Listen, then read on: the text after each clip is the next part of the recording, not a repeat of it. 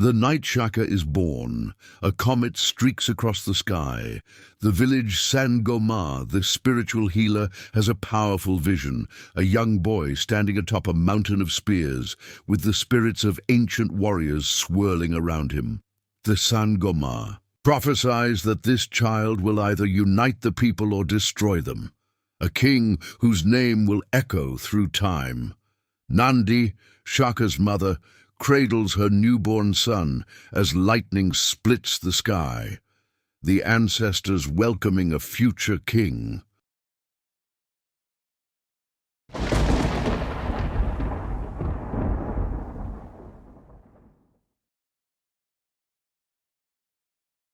The sting of the taunts was as familiar to young Shaka as the scent of dust after rain. "Son of shame!" The other boys of the Elangeni clan would jeer, their voices sharp with the cruelty of youth, echoing the whispers of their parents. His illegitimacy, a brand burned upon him since birth, made him and his mother, Nandi, perpetual outsiders. They lived on the fringes, in the shadows of acceptance, their presence a constant reminder of a societal transgression. The isolation was a heavy cloak, but Nandi wore it with defiant grace, and she taught Shaka to do the same. "You are a son of Senzangakona," she would tell him, her voice fierce with a pride that kindled a reciprocal fire in his young heart.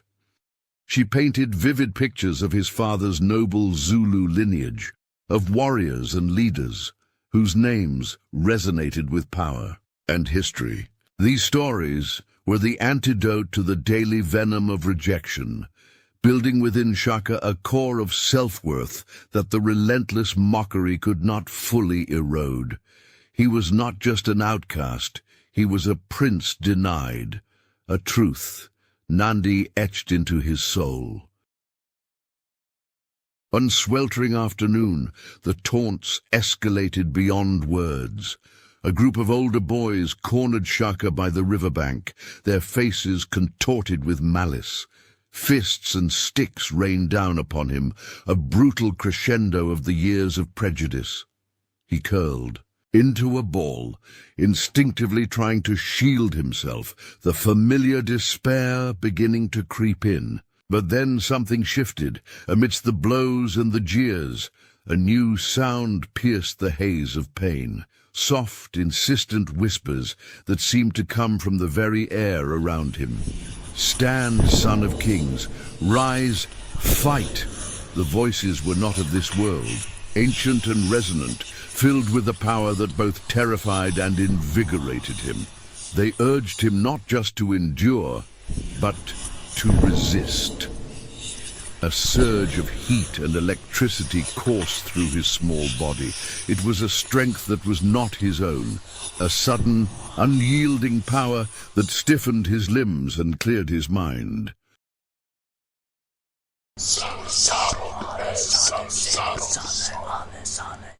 With a roar that surprised even himself, Shaka uncurled, grabbing a thick branch and swinging it wildly. No longer just defending but fighting back with an intensity that momentarily stunned his attackers. They recoiled, faces etched with confusion and a flicker of fear at the unexpected ferocity and unnatural strength of the boy they routinely tormented. This was more than just Shaka. Something ancient and powerful had stirred within him.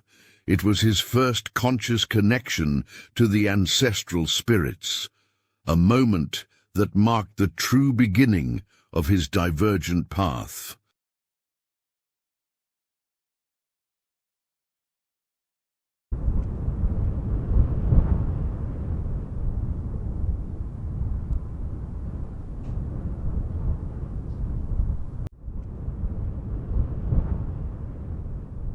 The savanna grass swayed like a golden sea, hiding the boy who lay perfectly still within its protective embrace.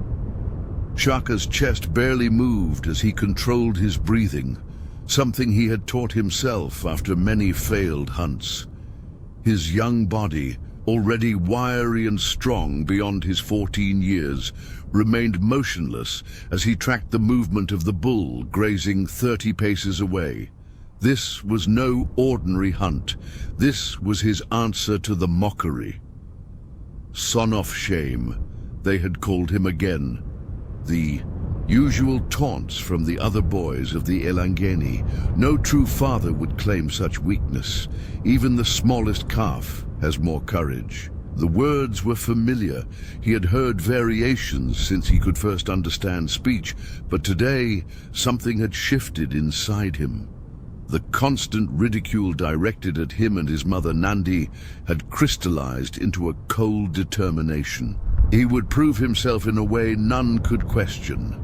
The massive bull lifted its head, nostrils flaring. Shaka froze, not even allowing himself to blink. The animal's horns curved magnificently toward the sky, spanning wider than a man's outstretched arms. To kill such a beast would normally require a group of fully grown warriors working in coordination. Shaka carried only a single small spear, an assegai not much longer than his forearm, one he had crafted in secret over many moons.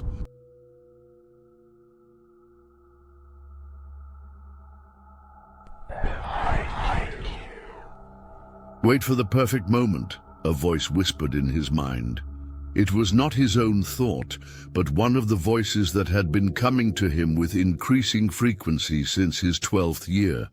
At first, he had feared he was going mad, but the wisdom they offered had proven true too many times to ignore. The bull lowered its head to graze again. The voices murmured in unison now, "Now, son of kings, show them who you are." Shaka exploded from the grass with a speed that would have astonished even the most seasoned warriors. The bull jerked its massive head up, but too late. Shaka was already airborne, having launched himself directly toward the beast's broad shoulder. Time seemed to slow. In that suspended moment, Shaka felt a surge of energy unlike anything he had experienced before. His muscles hummed with power that seemed borrowed from somewhere beyond himself. The ancestral spirits, normally just whispering guides, felt present within his very flesh. His landing was perfect, exactly as the voices had instructed during his dreams. The impact drove his small spear into the precise spot where the bull's neck met its shoulder, finding the narrow gap that would pierce its heart. The force of his perfectly placed strike, amplified by some power beyond natural explanation, drove the weapon deeper than should have been possible. The bull bellowed once, a sound of surprise more than pain, before stumbling forward. Its massive legs trembled, then folded. By the time the beast crashed to the earth, Shaka had already rolled clear, coming up in a defensive crouch, ready for the death throes that never came. His strike had been too perfect, too supernaturally guided.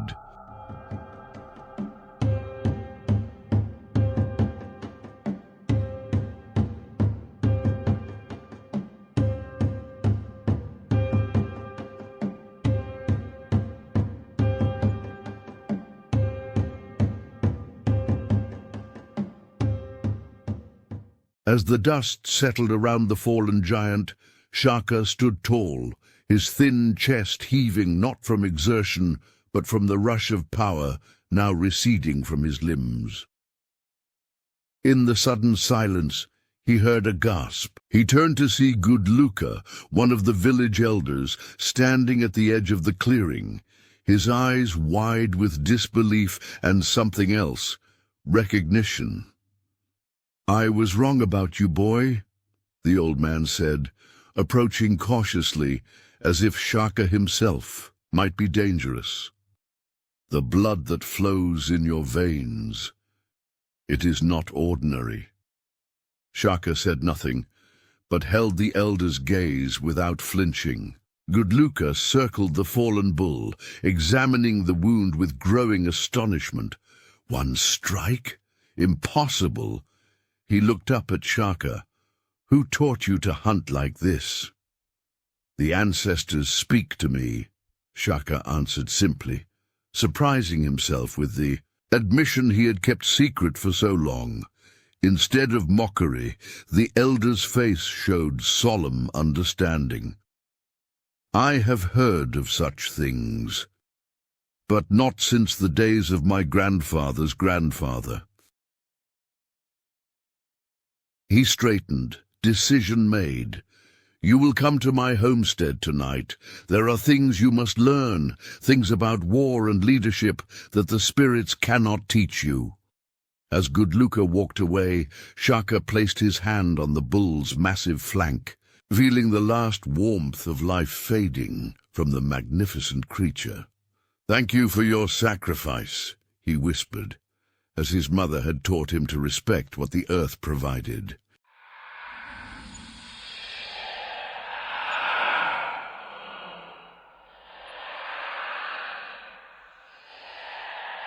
This is only the beginning, the ancestral voices murmured in his mind. One day, nations will fall before you as easily as this bull. Looking at his small hands, still a boy's hands despite their strength, Shaka wondered what manner of man the spirits were shaping him to become.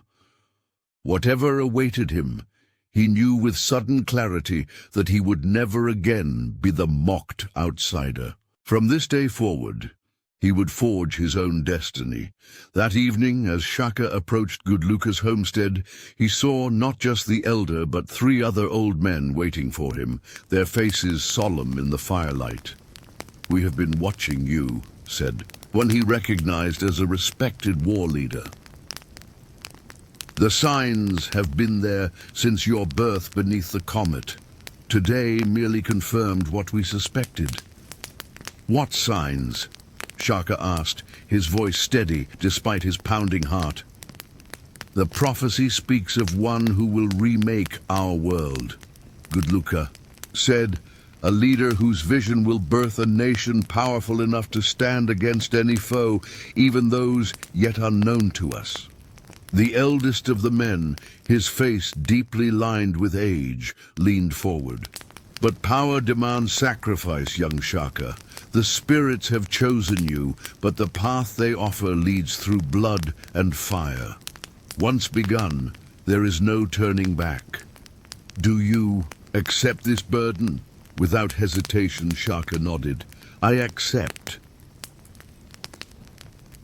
As if in response to his words, the fire between them suddenly flared higher, casting all their faces in stark relief. For just a moment, Shaka thought he saw other figures standing behind the elders, tall warriors in ancient garb, their eyes fixed upon him with fierce expectation. His education was about to begin.